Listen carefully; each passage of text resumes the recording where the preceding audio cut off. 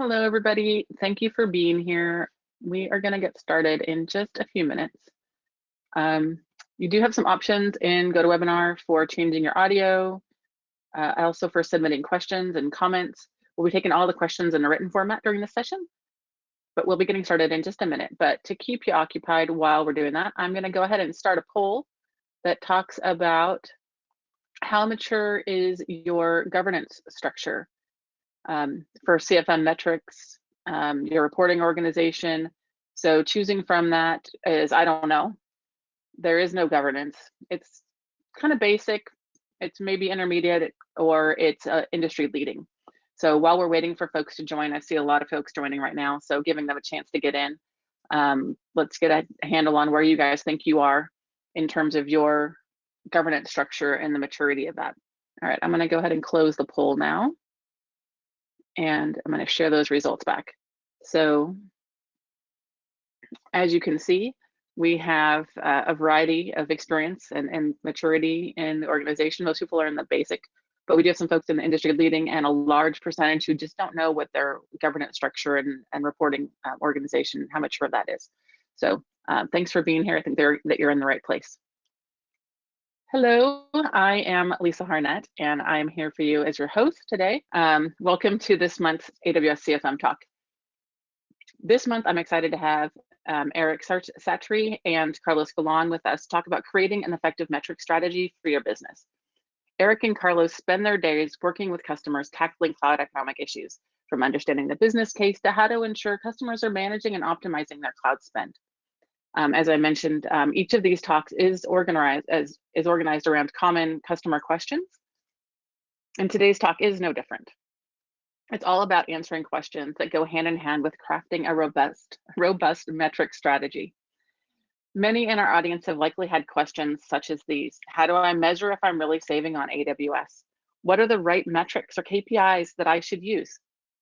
Are there good examples I can start from? And how do I know if I have a good set? Is it effective for what I'm trying to do? Do I have too many? Do I have too few? Hopefully we can demystify some of these broader questions that come up when crafting a metric strategy. We'll make this recording and presentation available on the registration page tomorrow, and you'll get an email reminder as well in the next few days. But now I'm going to turn it over to Eric to go over the agenda. Thanks, Eric.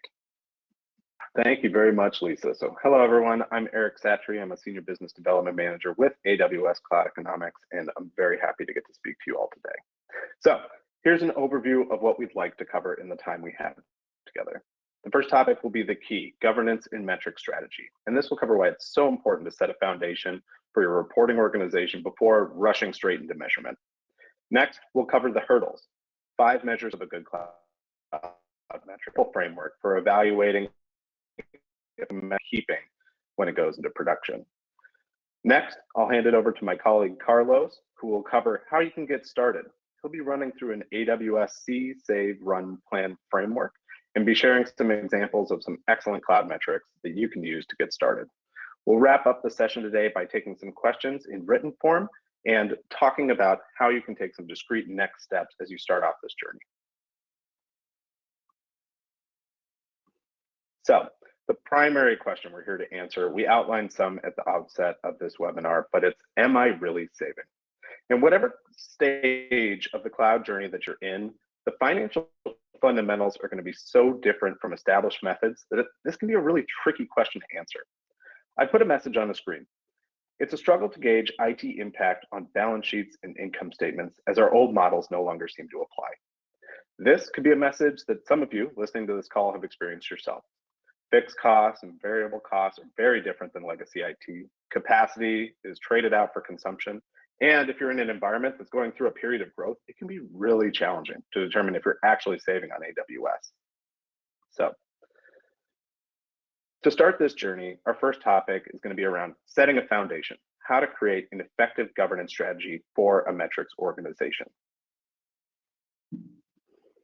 And for this topic, we'll start off with possibly the only metric strategy axiom. And to accomplish this, I'd like to use an analogy that I have used for many years when talking about metrics and some of their natural tendencies in organizations. Metrics have an uncanny ability to mimic bacterial in the natural world. Bacteria are very well known for replicating themselves, reproducing over and over, and growing their populations very quickly. But throughout this process, over time, some bacteria change something slightly in their DNA, and they become slightly different from the rest of the population. But after they do that, they keep replicating and replicating and replicating until they fill whatever petri dish they're in. Well, metrics in an environment without strong governance behave very similarly. If anybody has the ability to make a report in production and anyone can define a metric however they like, what you'll find is that the number of metrics and the number of reports will grow and grow over time until someone turns around and says, look at this mess. Well, there are basically two paths that can be taken. Either take the steps to employ a strong governance structure around metrics and reporting, or face the prospect that you could turn around one day and see 400 reports and 2,000 metrics, because that's what happens in the real world all the time. So, how do you know if you're operating in an environment with poor metric governance? If you take a look here, I've outlined an example metric, IT spend over revenue. I actually really like this metric. It's at its face value, it helps quantify IT spending, and it accounts for growth of the organization over time by having revenue in the denominator, and is really great for measuring cost performance. However, over on the right-hand side of the slide, here's some things that you might hear in an organization. Who created this metric? How do they define IT spend? Is it what my accounting system says? Is it a subset of IT costs? What is the source of truth for these inputs? Somebody else down the hall in another department has a completely different number. Who can tell me which one is the truth? Third, I copied this metric and I adjusted it for my own use. I don't really like to include all IT costs in the numerator, so I manually back out some stuff in Excel on my own desktop. Fourth, is there a goal for this metric? What is a good ratio? Should we be targeting 3%, 5%, 10%? I use this metric, but I calculate it differently. I don't like the denominator, so I use the average trailing 6 months of revenue for my specific metric because that gives me the best information, right? Now, these are illustrative and these are just some examples, but some of them may sound familiar to you. They have a few things in common. One, they reduce an organization's ability to have a common language. They make goal setting challenging, and they can create confusion that requires time and resources for already busy team members. Next slide, please. Thank you. So when you're creating a detailed governance structure, it's something we can't cover in just a short webinar, but the best governed CFM metrics organizations have 4 elements in common. Starting in the upper left, there's an approval process for definitions and formulas. This approval process requires the metrics are reviewed to ensure that they make sense and that they're relevant to the organization. Second, in the upper right-hand corner, a mechanism to control or identify which metrics can be standardized. Without this mechanism, reports can be created, duplicated, altered, and most importantly, likely not deleted over time. By making each metric and report go through a process to be standardized, you can cut down on the runaway replication that plagues so many organizations. Third, in the lower left-hand corner, monitoring and reporting cadence. This ensures that the list of reports and metrics is reviewed at some interval. This review can be important to ensuring that you don't have a runaway report count. It can also catch metrics that aren't adhering to their stated formulas. And finally, in the lower right-hand corner, a person or team who decides which CFM metrics are promoted to production or retired. Many metrics lose impact over time for reasons we'll be going over shortly. But by having a mechanism to ensure that they're removed, it can help contribute to a healthy reporting function. And for our next topic, we're going to be talking about some persona types that can fit into a governance structure like this. When you're assigning roles for your governance structure, here are a few persona types that we found can be contributors to a well-functioning organization. I'm going to start on the left and the right and then move into the middle. But first, the finance persona on the left. This is somebody who validates and makes available business data outside of AWS required for obtaining KPIs. You can think of this as ERP data, organizational metrics, other things that come not from AWS. On the right-hand side, you've got a tech persona. This is somebody that validates and makes available cloud usage data from AWS that's required for obtaining KPIs. And typically we found that these people are committed to the improvement of all KPIs, right? Both of those people are going to feed the persona in the middle. That's the FinOps persona. This is a person who leads the process of defining a dashboard roadmap or a reporting roadmap with all metrics to be included, and is ultimately responsible for delivering those metrics in a timely manner to stakeholders. These personas are just examples, and there is no one size fits all for any organization, but these are great examples that we've seen worked well in the past in this type of governance structure. So with that, that concludes our content on governance, but we're going to transition into the next section, and that's around selecting good metrics once that foundation has been established, and a easy to remember framework to help get you started. So this framework is the 5 hurdle framework. It represents a good gut check for any potential CFM metrics that are about to be placed into production. The more hurdles that each potential metric passes, the more likely it's going to be an effective indicator for your organization. So we're going to go over each hurdle in the coming screens, but the 5 hurdles to a good CFM metric are: 1, they're material. That means they move the needle. 2, they're volatile. That means they change frequently. The outputs do. 3rd, they're understandable, that they're not too complicated. 4th, that they're actionable. They have a what's next attached to the metric itself. And 5th, they're rare, that there aren't too many of them. Okay, so we'll go through those one by one. We'll start off with material. A good CFM metric should be significant to the core competencies of cloud management. The question you should ask is, does the information this metric tells me move the needle? Does it really make a difference to my organization? We've included an example here: overall spend to revenue ratio. This should look familiar. From a couple of slides ago, we looked at a very similar metric. It takes total cloud spend over an applicable revenue stream. But the thing that's different from when we were talking about it in a poor governance example is that in this environment, there's good governance around the definition, what the source of truth is for those inputs, and that people can rely on it and use it as a common language. I like this metric very much because it takes into account all the cloud spend in an organization and adjusts for growth over time. So that's material. The second hurdle is volatile. Good metrics have outputs that vary frequently or have volatility. A great question you can ask is this metric the same every day? Because metrics that never change don't really convey any information, right? Think of ways that you can add volatility to a metric to make it more useful. We've included an example here: untagged spend rate. This is especially applicable if you're undergoing a tagging strategy in your organization.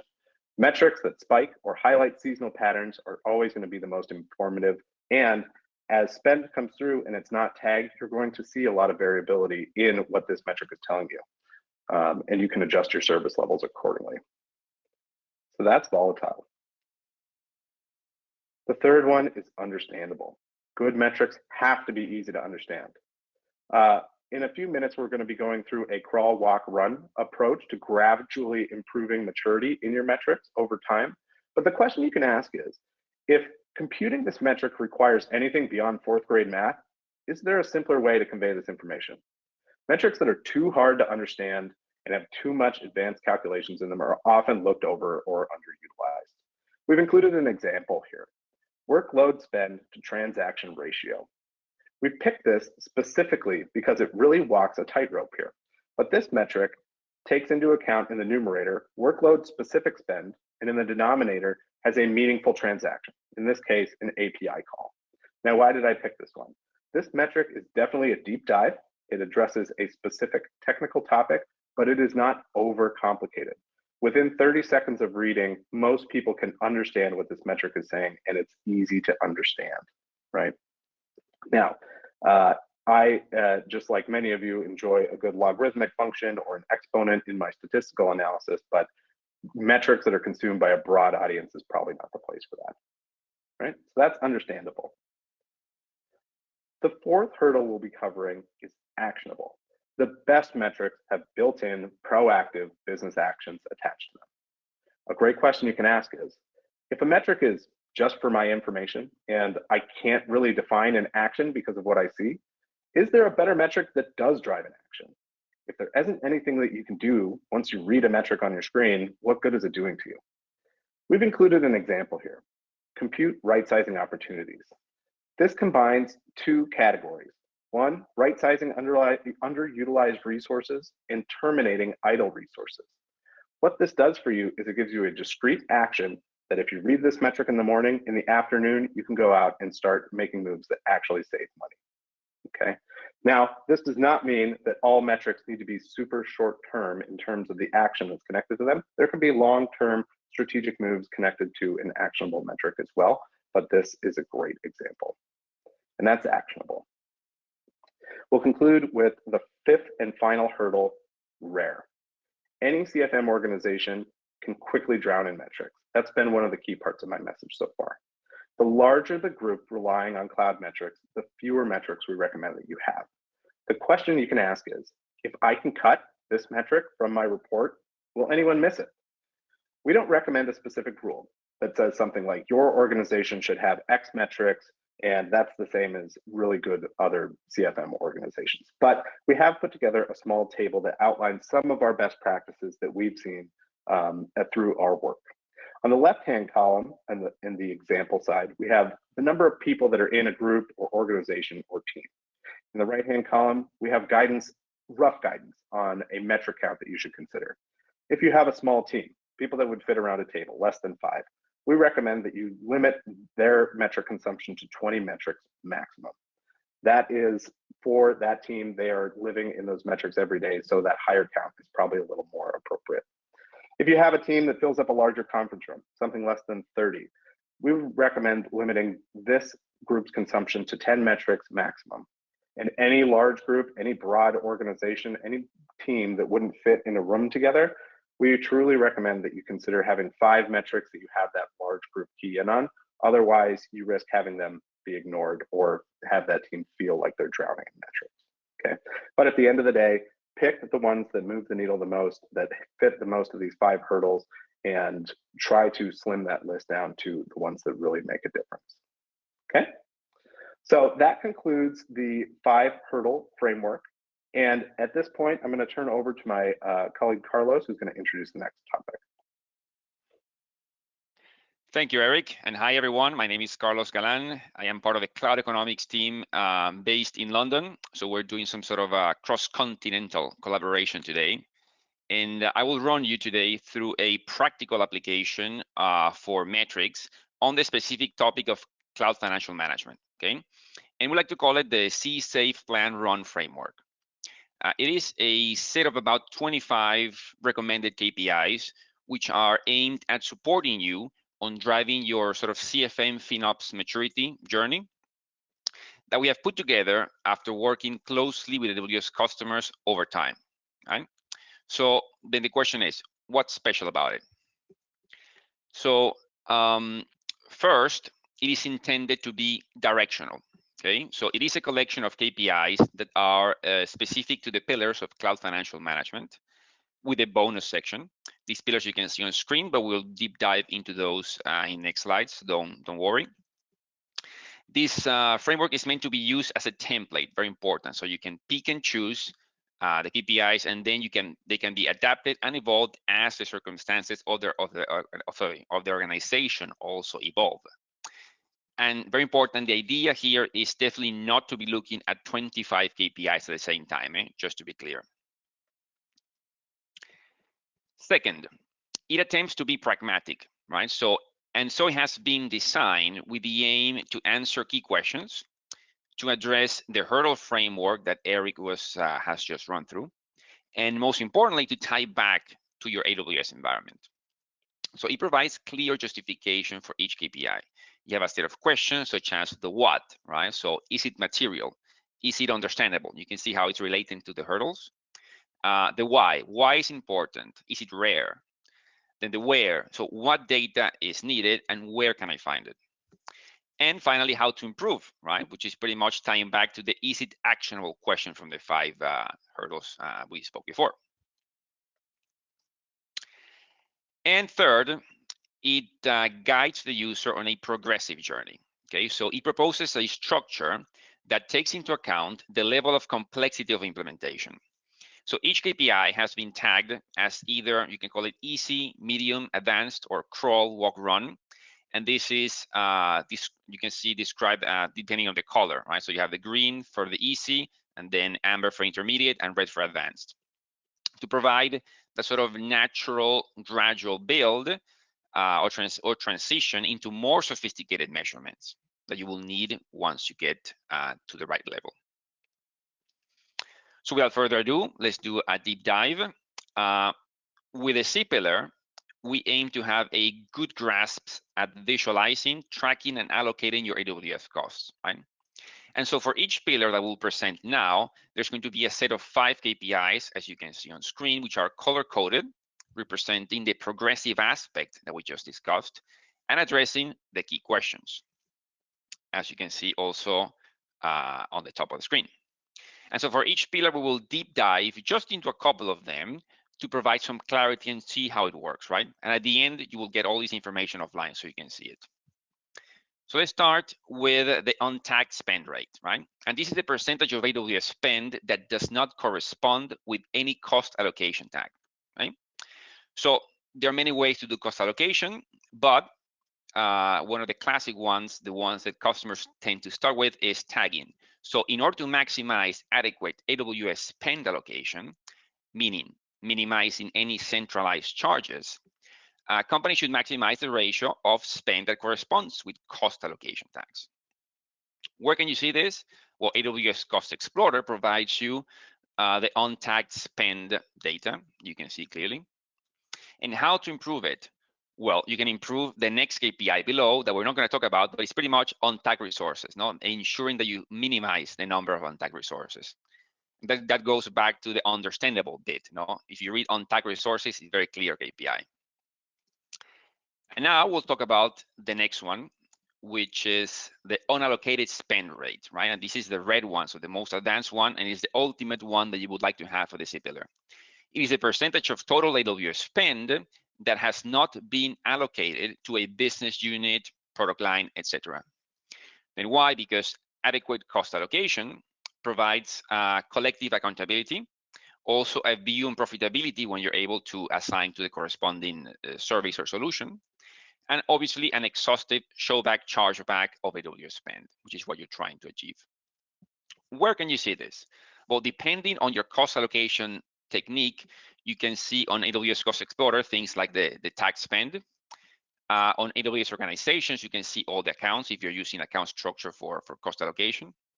And obviously, you as an AWS user, you need to understand what are your allocation rules to have a centralized view and be able to put the pieces together. That's why this is the most complicated one, because it takes into account everything. So how to improve it? One way to do it is to improve the KPI we just spoke before, which is the untagged spend rate. If you have more resources tagged, then it becomes easier to allocate the cost. And also to properly define or refine allocation methods, especially for both, let's call it shared resource spend or untaggable sources of spend, such as business support, for example. Now we'll go into the safe pillar. The safe pillar is all about learning to become cost efficient in the use of the cloud, right? This is the conversation opener, the thing that people dream about when they dream about CFM or FinOps. By using only what you need and also paying less for what you use. That is pretty much the idea here. So we're going to talk about a couple of KPIs here. Let's start with the commitments coverage rate, right? Which is the percentage of all eligible on-demand spend that is not covered by any active savings plan or reserved instance commitment, okay? So why? Because as some of you may know, commitments provide a drastic rate reduction for steady state workloads. However, they also imply a 24/7 commitment, a usage. You're committing to an hourly spend of some sort. So the recommendation obviously is key, very important, to gradually maximize the coverage of these eligible resources. That's what you want to do. Where can you see this? For both savings plans and reserved instances, you can see the coverage data on AWS Cost Explorer again. And how to improve it? Well, you need to consider your coverage candidate resources on monthly reviews as your, let's call it, AWS estate grows, with the help, obviously, of the tech teams, the engineering teams who actually understand what is going on with their workload, so they can actually predict what are going to be their future requirements, their near future requirements. And ensure also you maximize the flexibility possible. Different service savings plans and reserve instances give you different levels of flexibility in exchange for a higher or lower discount. And also very important is to leverage the AWS organization so you can share commitments. A very best practice that we see with customers is that they purchase these commitments at a master account level, and then they're able to trickle down all of that commitment across all the accounts under the organization. And next, we'll talk about modernization opportunities. This is a very interesting one. So it is the estimated monthly savings from migrating your EC2, RDS, Elasticache, OpenSearch, and EBS resources to their respective latest generation versions, okay? So why? Because customers, I mean, ideally, they should embrace all the cost efficiency opportunities that are being given, and they stem from AWS evolving its offering via resource modernization, right? As every year, we provide latest versions which are cost-effective, better performant, and whatnot.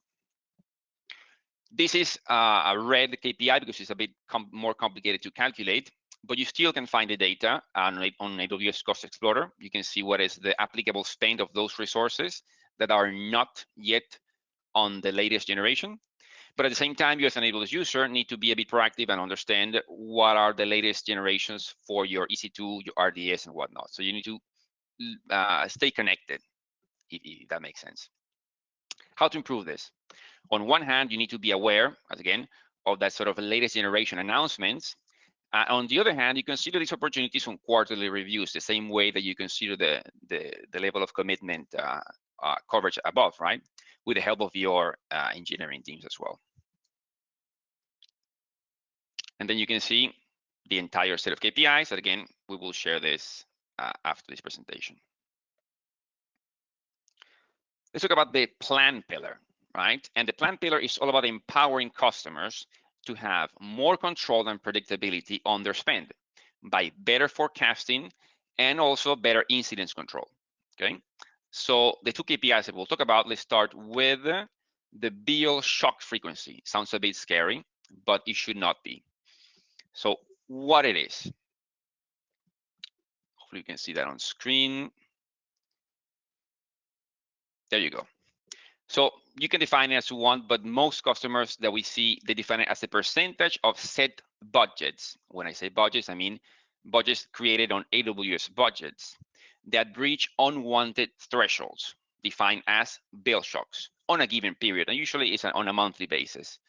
As you know, AWS budgets, you can define a specific top amount budget for a month for a specific workload. But you can also define thresholds that lead towards that number to keep you informed. So you can define whether these thresholds are defined as bill shocks or just reaching the top number is the bill shock. It's all entirely up to you. Why it's important? Because customers should feel in control of their AWS spend and ideally avoid any surprises, right? Again, the bill shock, scary term, by building on their cloud financial predictability. So where can you see this? On the tool AWS budgets, you can see the number of budget alerts that you have received in a specific period. How to improve this? So you can, on one hand, you can recalibrate your budgets based on observed behavior. And this is very typical when you have very fast growth on your workloads and your previous, let's call it thresholds, don't start making less and less sense as you move towards the year. That's one option. Or if you really think that those thresholds are still valid, then you should look the opposite, right? Which is to identify and fix the root cause for breaching those unwanted thresholds. And you can do that by looking into AWS Cost Explorer again, identifying what are the workloads and what are the specific services where you see these discrepancies, or using a tool like AWS Cost Anomaly Detection can do that automatically for you and provide you with the root cause as well. The second one we're talking about is the forecast variance, right?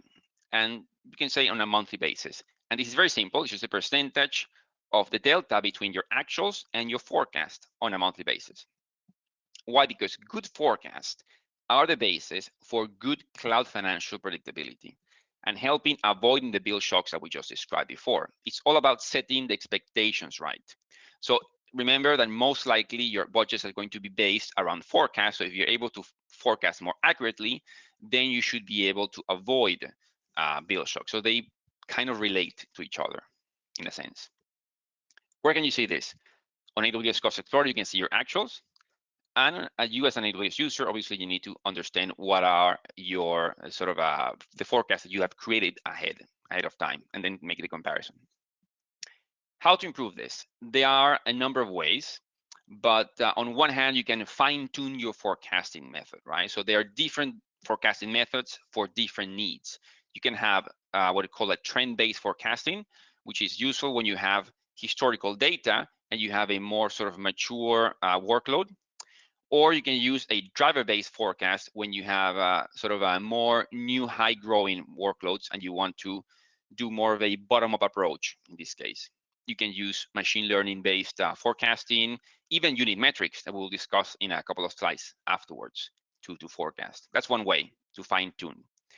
The other way you can do is you can look at external factors that were not considered when you initially made the forecast, because now that you have more understanding of your business, you can include in the future, such as your customer growth, your seasonality, and any sort of workload roadmap for new things coming across the pipeline. And then, of course, you can see the entire set of KPIs we'll share with you. Let's talk about the run pillar, very interesting one, called Cloud Financial Operations as well. So this pillar focuses on bringing together the finance and technology organizations in cloud using enterprises and driving the structural and cultural changes needed to be successful in the cloud. No, sometimes we underestimate the requirements for human cultural change when moving, especially when moving from on-premises to the cloud, right? So we'll talk about just one KPI here, but it's a very interesting one, and we call it the CFO Education Score. Again, you can define it as you wish. It can be a percentage or a weighted average of all the relevant stakeholders, right, in your organization, whether they are finance, engineering, or the FinOps team, that have completed a defined set of basic CFM, FinOps, cloud certifications, right? So cloud financial management is an evolving process that requires all stakeholders to achieve optimal cloud fluency, right? Which is how to operate in a dynamic spend environment. That's why it's so important. Obviously, we don't provide this information internally, so it's something that you would have to have on some sort of repository, but it's very important to keep track, to drive, because what you want is also to be actionable, not to drive stakeholder education here. And how to improve it? Well, it's all cultural change, right? So you lead a process of organizational cultural change. You can do education evangelization. Usually helps to have a senior executive champion as well for this. And also, you might think it's not super important, but celebrating educational wins. People like to be recognized for their efforts, and just having a little email or a dashboard with a name, that makes wonders for anything, not only for education, for everything in general. And then you can see, again, the entire set of KPIs here that we'll share with you. Usually a lot of scores you will see on this one.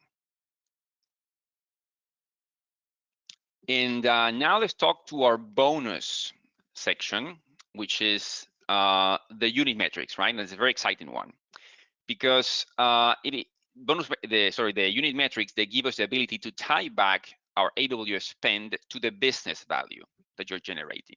And therefore, you can measure that sort of positive marginal impact on either a per customer basis or a per transactional basis. So this is pretty much saying, how much do I need to spend to generate this amount of revenue, right? So how much is costing me to generate $1 of revenue, for example, or how much is costing me in the cloud to be able to provide one transaction, whether that is a taxi ride if you're an online taxi company, or a food delivery, or one of those, right? So you can tie those back. That's the very interesting thing about unit metrics and unit economics in general. So we'll talk about two particular ones, which are very related, but one is the evolution of the other. So we'll start with the easier one, which is the green, which is what we call the overall spend to revenue ratio. And this is something that Eric touched before, which is pretty much the ratio of total cloud spend, meaning total cloud spend, to your applicable revenue, to the service that you are using with this workload, right? So why? Again, it's just measuring that the cost for achieving each dollar of revenue. That's what you want to do. Very simple. And it's a great way to begin your unit metrics monitoring journey, right? Because it provides you that sort of quick and dirty way to determine if growth in your cloud spend is actually correlated to revenue or profits for the organization. You can see this on AWS Cost Explorer as your total cloud spend on your bill. And as an external source, you need to obviously have the total revenue applicable for the period that you're looking at, usually on a monthly basis as well. So how to improve is very interesting. Usually when if you work across the 4 pillars that we saw before, like the see, the save, the plan, the run, when you're improving across all of those dimensions, you should directly see that reflected on your unit metrics utilization. On the improvement of the unit metrics. But this particular one, unfortunately, is easily affected by various business decisions, right? So imagine that you start offering a free tier to some customers, or you have marketing campaigns where you drop the price for specific times, then the revenue per customer is different than what you had before. So that can cause this KPI to mislead into thinking that something is wrong, pretty much. And it's not the case. Doesn't necessarily have to be the case, which is compromising the integrity of the KPI. So this one is recommended as a temporary KPI. It's just very easy to grasp, and that's why we put it as number 1. And now we're going to talk about the second one, which is an evolution of this KPI, no? Which is also something that Eric mentioned in one of the 5 hurdles, which is the workload spend to transaction ratio, right? And this is the ratio of workload-specific cloud spend, meaning once you're able to have a good grasp at cost allocation and you're able to identify exactly the spend of the specific workload that you want to look at, this is the number you put here instead of the overall revenue. So you can see that now you are more targeted. Is the ratio of that divided by, instead of revenue, now you're going to divide it across a demand driver, which can be the number of transactions, the number of that sort of taxi drives or the food deliveries. Now you're able to put a cost of food delivery or taxi drive. So it's easier to look at. It's much more sort of specific and looks at only the workload spend that is driving that business outcome, right? And why? This is a further improvement of the one that we spoke before, and also the amber one, which is the workload spend to revenue ratio. And both requires finding a suitable demand driver, right? So what is that demand driver that has a strong correlation to your spend, right? And if you are a taxi driver, if you're a company providing online taxis, then the number of taxi drives you can think about, it sounds like it's something that should have a strong correlation with your cloud spend. So you need to identify that. And once you have identified that, then you can start using this KPI. Where you can see this in AWS Cost Explorer. So you have your workload specific spend, whether you're using account strategy, tagging, or cost categories, depending what's your strategy there. And also that's for the denominator. For the denominator, obviously you need to have your external source, which is your service specific demand driver, what you have decided, what you have defined, and also the number on the corresponding period, whether that's on a daily basis or a weekly, a monthly basis, those all work. How to improve this? Again, working on the 4 pillars usually brings this. Also scale usually brings a natural improvement. So every workload usually tends to have a fixed and a variable component, right? So the more you improve your volume, your scale, then you are dividing that fixed cost into more transactions. So that sort of unit cost goes down slightly, right? Economies of scale, pretty much. But also you can ensure to have the best possible demand driver. So making sure that the demand driver that you're using is actually correlated to spend. Once you've identified that, then you should have a great unit metric KPI. Then again, you can see all the descriptions for the 5 KPIs we're going to share with you.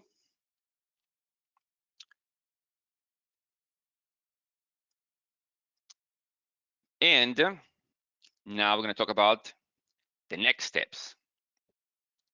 So that was something, wasn't it?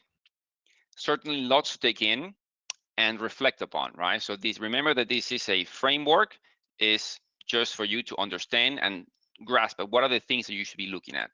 So as a final point, what are the next steps, right? So where do we go from here, pretty much? And in a nutshell, we're asking you to sort of rethink your KPI setting strategy in 3 simple steps. Number 1, which is to establish an effective governance. Remember, approvals, reporting, the standardization mechanism, and the team who controls. Then you have number 2, which is to prioritize good metrics. And remember the 5 hurdles that Eric spoke about before. And number 3 is to get started with something like the C-Safe Plan Run framework. Remember, this is a template, pick and choose, adapt, and evolve. So thank you very much for your time today. And I believe the time has come for some questions.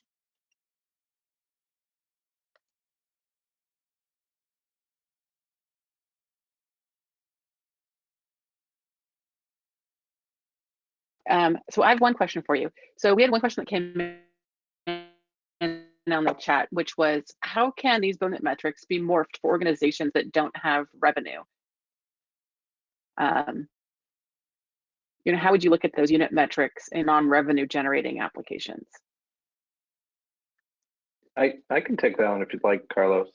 I think when you look at an organization that doesn't have revenue, the unit that you use in your denominator should always be something that's meaningful to your organization. So as you're looking to design metrics and take them through the 5 hurdles and see how it fits into your company, pick a denominator or pick a unit that's meaningful to you, and that will help scale that metric as time passes, as your organization grows or goes through different periods.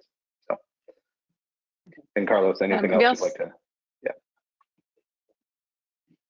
No, yeah, I think I fully agree with you. And that's why, if you remember the unit metrics sort of section, if you go at the end, you have that sort of KPI that looks at your transactions. You know, it doesn't talk about revenue, it talks about what is it, what's the actual thing that you do that brings value to your organization, whether that's an NGO or not. So yeah, definitely, 100%. Yeah, and I also think about it like just like HR applications.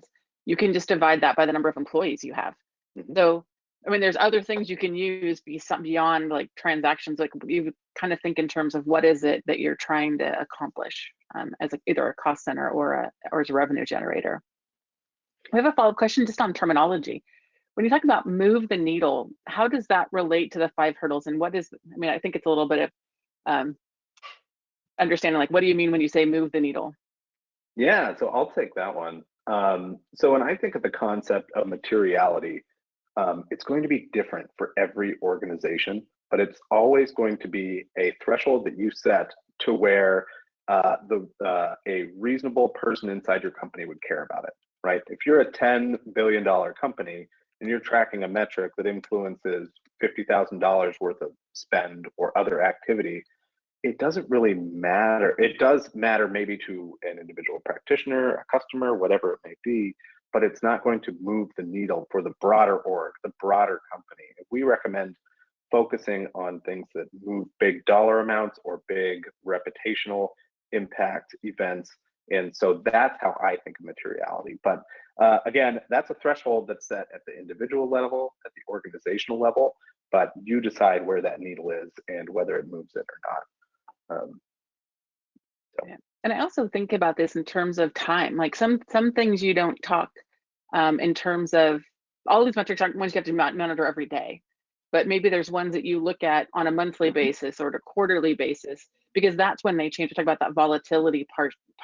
They're not volatile on a day-to-day basis, but you do want to look for that volatility at the monthly basis. Yeah. But I'm going to go back. We've had a request to go ahead and show back that 5 hurdle slides. I'm going to go back to that just so you guys know. Yeah, and you're absolutely right on volatility. In fact, some metrics can only be calculated once a month, once a quarter, depending on the data that goes into them, right? Especially if there's a manual component to them. And volatile should just mean a good telltale that something is not volatile is if somebody skips over it every time the metric's reviewed because it's always the same. If it's always 99%, 100%, whatever it may be. So that's a great way to tell if something could be more volatile. Okay, we have another question on governance in my environment is similar to what your slides are saying, but how do you address changes after the metric was governed? Do you start all over? Do you, like, how do you sort of tackle that ongoing evolution aspect? Yeah, I think the best way is to set up a calendar on which you review metrics at an appropriate clip. Some you don't have to look at every single day, every quarter. Maybe it's once a year. Have a good conversation where you can sit down with the stakeholders and say, are you still getting value out of this, right? And very often that will be where you get the highest quality inputs for how you can adjust your metrics. Maybe it's time to retire one and consider a new one as your organization changes. But I find the calendar is the best friend for making sure that somebody's looking at them in some sort of clip, whether it's quarterly or yearly. So, yeah. I also sometimes look at some of these initiatives. You kind of know they get to steady state that becomes less volatile like that. If you've got an initiative around those, I think we talked about untagged resources. Once people get in that habit, then you only really need to look for spikes. You don't need to monitor it all of the time. So that can also be an indicator that it's time to reevaluate if you're not seeing that volatility that you used to.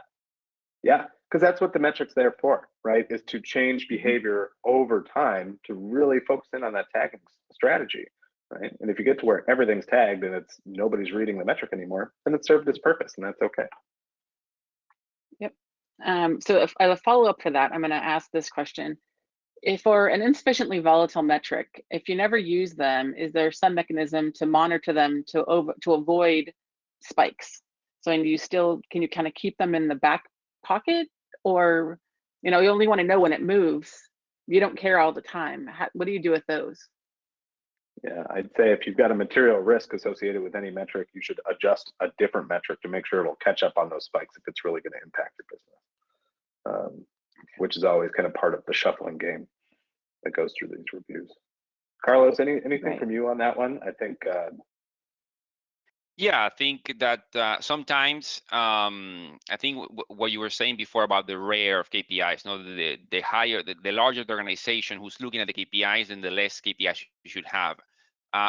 On this particular topic, that means that when you have a structured organization, right? So if you have engineering teams who are small, like in the Amazon, we call it the 2 pizza teams, which are looking at specific workload, they may have a great number of KPIs that they're looking at any given time, which maybe they don't make it up to the senior management levels, because those are the larger sort of more corporate KPIs, and you want to be more specific about it. So in that sense, usually the engineering teams who are sitting closely to the workloads, they're the ones who will be looking at this sort of KPIs that maybe are not sort of volatile enough to be shown at the top, but you can still want to keep them in check, not just for that purpose. Okay. The next one we have is, would you say that these metrics can be used to determine if the cloud computing versus on-premises value is value add for the organization? Or how would you modify these metrics to kind of do that? We don't really, these are kind of KPIs. These aren't really the comparison things, but maybe there's ways we could use it for that, kind of comparing cloud computing versus on-prem. Yeah, I would say that you can design your metrics to allow for benchmarking. And intrinsically, and this is what I spend most of my time on, it's very, very hard to compare those two scenarios because one's a consumption model and one's a capacity model. But you can use benchmarks as a look back. That's probably the easiest way to get to the destination that you're talking about, to see how your company is performing on specific unit metrics, which are broadly reported by AWS, third-party organizations, so on and so forth. Okay. Any other follow-up? We're good. Okay, so my next question. So I'm going to put this one to Carlos. So how does all of this help to analyze costs? Is it going to eventually be passed on to customers? Do you have the ability to generate with customized markups? Like what could you do with this and from an accounting perspective maybe, or from a changing your cost structure? Okay, yeah, so I think, so whenever you want to link, again, whenever you want to link this information to your business data, the best way to go for is unit metrics. Usually that is what gives you that connection that you're looking for in order to, I guess the question is going along the lines of changing pricing, for example, depending on how much your contribution margin is. And if you want to look into that information, then obviously unit metrics is the sort of the ultimate KPI that you should be looking at in order to help you to drive those decisions. Yep. Okay. You talked earlier about that metric around the about education. What kind of CFM, AWS CFM certification or organization can the organization use to train or certify on? There are a plethora of, let's call it educational material out there. We, obviously as a company, we provide that sort of material and online resources and whatnot. There are other companies who specifically dedicate themselves to that, and they're also very good at training. But ultimately, when you want to measure someone's, if you want to have a measure of someone's knowledge and to put it into a KPI, then you should start looking into certifications, for example, which is something that ideally gives you that validation that all that study has been put into practice and has been achieved. So in AWS, we have, I think is maybe 11 certifications, if I'm not mistaken, for AWS. And the classic one is the cloud practitioner, which is something that is recommended for every single stakeholder that has to work with the cloud. No? And then obviously, once you start going into the more engineering side, you want to start looking into solution architect or DevOps engineer, or even the specialties, right? Where you have networking and the likes and whatnot. Yeah. Yeah. And sometimes you can also, yeah, from certification. There's also just I think there's some trainings that are like AWS finance for builders, like cloud financial management for builders, as well as cloud for finance. Just some courses that aren't necessarily certifications that can give people that level set. And then there's third-party organizations like FinOps that have a certification as well, the FinOps Foundation. We had another question earlier. I know I answered it online earlier, but we had a question about budgets. Is there a way, like we talked about budget shock, bill shock as one of your metrics, but this one had asked about the AWS, is there a way to automatically pause or shut down an instance if a budget is reached? Yeah, so the AWS budgets tool has something called, there's two ways you can look at it. If you want to have something quick and dirty, easy to use, there's something called the AWS budgets actions that allows you to trigger specific actions once you start reaching specific thresholds. And one of those can be terminating EC2 instances or I think RDS as well is included. So those are very easy to implement. Then if you have more knowledge of cloud and you have a proper DevOps team that can help you, there's pretty much anything you can do once you reach a threshold by using something that's called the SNS, the simple notification system, that actually triggers anything that has to do with automation and DevOps in the DevOps world. So those are, I would say, the two ways that you can actually leverage AWS budgets to trigger automated action, and you don't have to wait until the next morning and I don't know, spill your coffee because you're nervous because now you're reading this email on your phone. No. We don't have to get to that point. Yeah. All right, I have another question, which is, so we've talked about all these different metrics. Is there any way that we can do automatic signaling when a particular KPI like threshold is breached? Like if our goal is 80% coverage and we're falling below 75, is there a way to set that up to trigger something?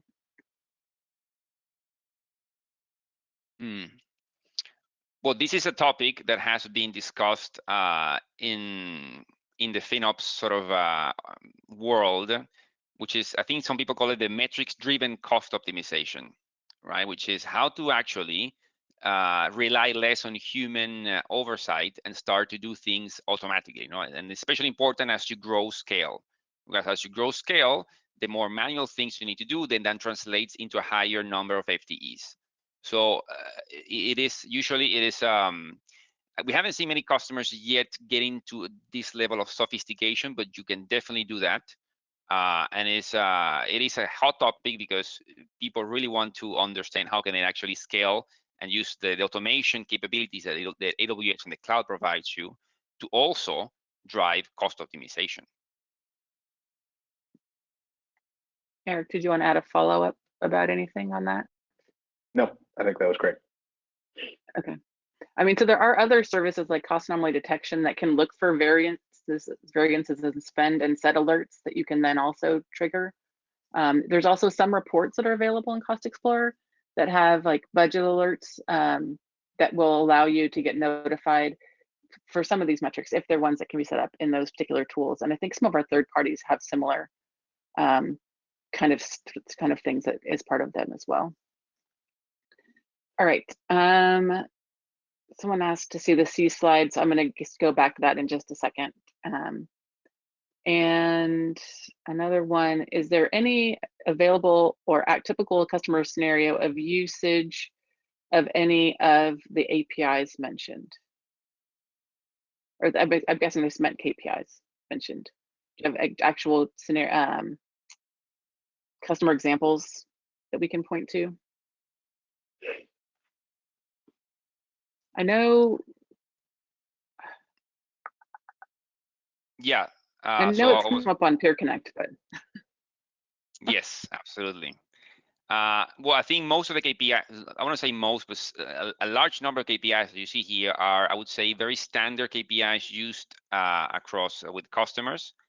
Some of them are a bit funkier, and they come from evolutions of things that we have seen with customers that are very interesting, including that sort of CFO education score that we saw with one particular customer that I really like. That's why we have included that one here. But but yeah, it's just again, there's no right or wrong answer for KPIs, right? This is just a collection at the moment of things that we have observed from the amount of time that we have worked with customers so far. And it's a reflection of that, right? I think, and Unit Metrics, which is the last slide, is something that is being used more and more with customers as they realize that it actually ties back to their business value. And that is very attractive, especially for companies who provide services on the cloud to third parties as well. So they connect that sort of number of API transactions that they have to the back to the spend, right? So, and they want to be able to allocate, want to have the unit cost, then they can allocate to specific customers to understand which customers are actually driving more cost than others, right? So you're able to drive then your pricing decisions. So hopefully that makes sense, but yeah. Yep.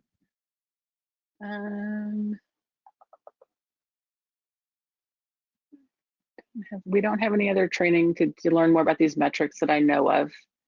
We had a question about AWS S3 buckets. Can we tag them?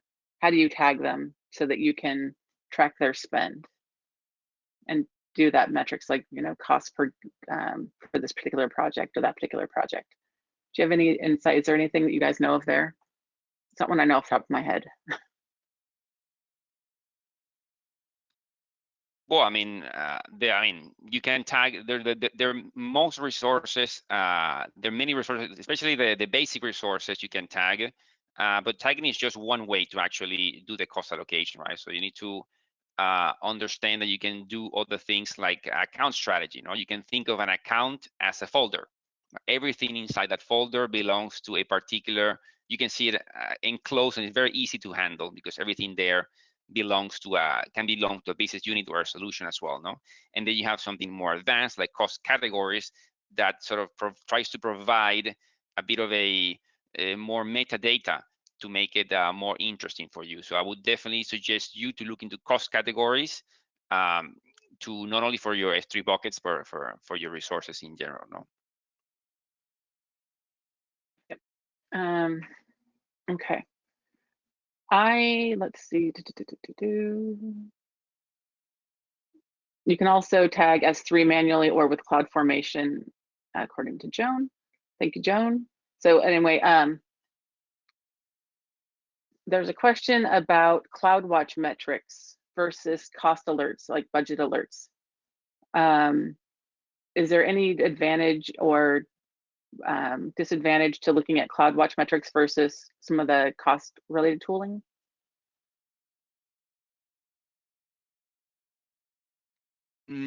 Well, I would say that usually the cost-related tooling provides you things off the go, which is much easier to handle.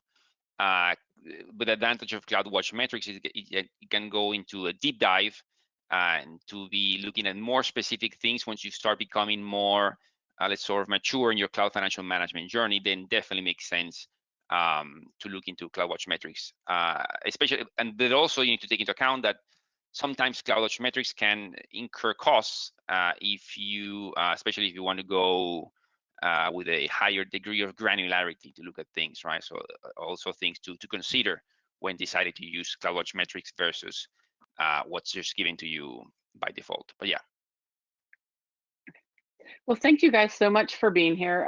We're just a minute over time, so I want to be mindful of that for everybody. But thank you so much for being here. We do have some resources in here, and I'll make sure that we update this. If there's a couple questions in the chat, and those of you who've actually asked them, I'll make sure that that is out to you as well, asking specifically about how to get to those resources for training. So we'll make sure that that gets out to folks, as well as this deck will be available on the registration page tomorrow along with the replay. Thank you so much for being here, and I hope you guys have a wonderful day, and thank you so much. Bye. Thank you. Thank you.